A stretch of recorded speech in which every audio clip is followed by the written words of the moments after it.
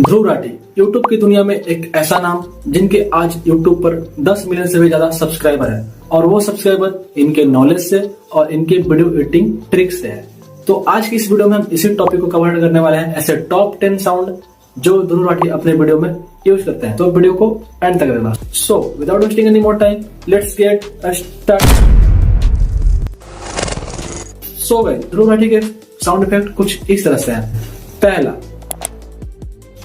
दूसरा, तीसरा, चौथा,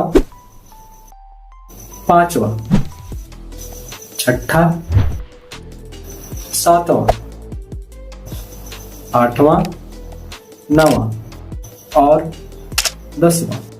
तो गाइस, ये थे ध्रुव राठी के कुछ स्पेशल साउंड इफेक्ट जिन्हें आप अपनी वीडियो में यूज कर अपनी वीडियो को काफी हाई लेवल में एडिट कर सकते हो और काफी हाई लेवल में साउंड इफेक्ट को ऐड कर सकते हो।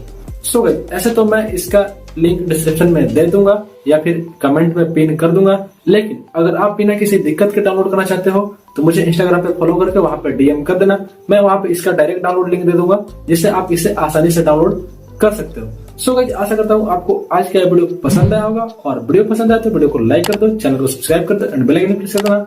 मिलते हैं आपसे अगली वीडियो में, तब तक के लिए टाटा, बाय बाय, जय हिंद।